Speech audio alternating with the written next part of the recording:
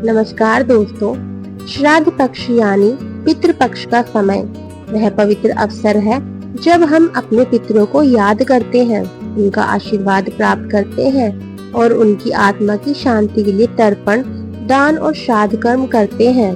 कहा जाता है कि जब हम सच्चे भाव से अपने पूर्वजों का स्मरण करते हैं तो वे प्रसन्न होकर हमें जीवन में सुख, समृद्धि और सफलता का आशीर्वाद देते हैं। आज की इस विशेष वीडियो में हम आपके लिए लेकर आए हैं श्राद्ध पक्ष से जुड़ी दो मुख्य और प्रेरणादायक कहानियां, जो न सिर्फ पितरों के महत्व को दर्शाती है बल्कि यह भी बताती है कि क्यों श्राद्ध करना हमारे जीवन के लिए अनिवार्य माना गया है। पहली कथा महाभारत के ही महान दानी कर्ण से जुड़ी है। कर्ण ने जीवन भर दान तो किया लेकिन कभी अन्न का दान नहीं किया। जब उनका निधन हुआ और वे स्वर्ग पहुँचे तो उन्हें सोने चांदी के महल, रत्न और दौलत तो मिली लेकिन भोजन नहीं मिला। आश्चर्यचकित होकर कर्ण ने भगवान यम से पूछा, मुझे अन्न क्यों नहीं मिल रहा? तब यमराज ने कहा, तुमने जीवन में कभी अन्न का दान नहीं किया। जो तुमने दान किया वही तुम्हें फलस्वरूप मिला है। कर्ण ने प्रार्थना की, हे प्रभु, मुझे कुछ समय के लिए धरती पर भेज दीजिए ताकि मैं अन्न दान कर सकूं और अपने पितरों की आत्मा की शांति के लिए श्राद्ध कर सकूं। भगवान ने उनकी प्रार्थना स्वीकार की और उन्हें पितृपक्ष के दिनों में पृथ्वी पर भेजा। कर्ण ने इस अवधि में भरपूर अन्न और जल का दान किया। तभी से पितृपक्ष में अन्न दान, तर्पण और श्राद्ध की परंपरा और भी महत्वपूर्ण मानी जाती। पितृपक्ष में दूसरी कथा के अनुसार जोगे तथा भोगे दो भाई थे। दोनों अलग अलग रहते थे। जोगे धनी था और भोगे निर्धन। दोनों में परस्पर बड़ा प्रेम था। जोगे की पत्नी को धन का अभिमान था किंतु भोगे की पत्नी बड़ी सरल हृदय थी। पितृपक्ष आने पर जोगे की पत्नी ने उससे पितरों का श्राद्ध करने के लिए कहा तो जोगे इसे व्यर्थ का कार्य समझकर टालने की चेष्टा करने लगा, किंतु उसकी पत्नी समझती थी कि यदि ऐसा नहीं करेंगे तो लोग बातें बनाएंगे। फिर उसे अपने मायके वालों को दावत पर बुलाने और अपनी शान दिखाने का यह उचित अवसर लगा। अतः वह बोली, आप शायद मेरी परेशानी की वजह से ऐसा कह रही हैं, किंतु इसमें मुझे कोई परेशानी नहीं होगी। मैं भोगी की पत्नी को बुला लूंगी, दोनों मिलकर सारा काम कर लेंगी। फिर उसने जोगे को अपनी पीहर न्योता देने के लिए भेज दिया। दूसरे दिन उसके बुलाने पर भोगे की पत्नी सुबह सवेरे आकर काम में जुट गई।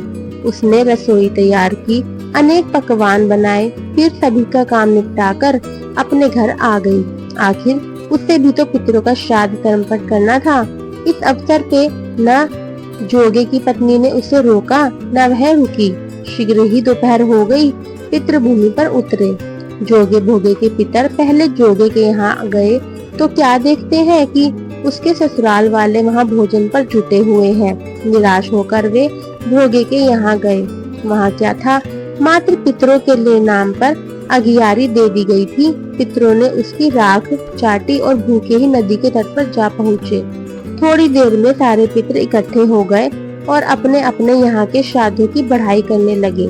जोगे भोगे के पितरों ने भी अपनी आप बीती सुनाई। फिर वे सोचने लगे, अगर भोगे समर्थ होता तो शायद उन्हें भूखा न रहना पड़ता, मगर भोगे के घर में तो 2 जून की रोटी भी खाने को नहीं थी।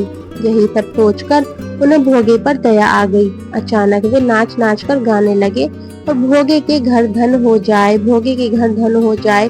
सांझ होने को हुई। भोगे के बच्चों को कुछ भी खाने को नहीं मिला था। उन्होंने माँ से कहा, भूख लगी है।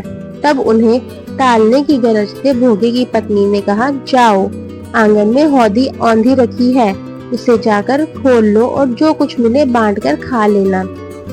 बच्चे वहां पहुंचे तो क्या देखते हैं कि हौदी मोहरों से भरी पड़ी है। वे दौड़े दौड़े माँ के पास पहुंचे और उसे सारी बात बताई। आंगन में आकर भोगे की पत्नी ने यह सब कुछ देखा तो वह भी हैरान रह गई। इस प्रकार भोगे भी धनी हो गया, मगर धन पाकर वह घमंडी नहीं हुआ। दूसरे साल का पितृपक्ष आया। श्राद्ध के दिन भोगे की स्त्री ने 56 प्रकार के व्यंजन बनाए, ब्राह्मणों को बुलाकर श्राद्ध किया, भोजन कराया, दक्षिणा दी, जेठ जेठानी को सोने चांदी के बर्तनों में भोजन कराया। इससे पितृ बड़े प्रसन्न तथा तृप्त हुए। इन दोनों कहानियों से हमें यही शिक्षा मिलती है कि पितृ हमारे जीवन के अदृश्य संरक्षक है। जब हम उनका सम्मान करते हैं, श्राद्ध और तर्पण करते हैं, तो उनके आशीर्वाद से जीवन की सारी बाधाएं दूर हो जाती हैं और घर में सुख समृद्धि का वास होता है। आप भी इस पितृ पक्ष में सच्चे मन से पितरों का स्मरण करें, श्राद्ध करें और उनका आशीर्वाद प्राप्त करें। अगर आपको यह वीडियो अच्छा लगा हो तो इसे लाइक और शेयर जरूर करें और ऐसे ही धार्मिक एवं प्रेरणादायक विषयों की जानकारी पाने के लिए हमारे चैनल को सब्सक्राइब करना ना भूलें। जय पितृदेव।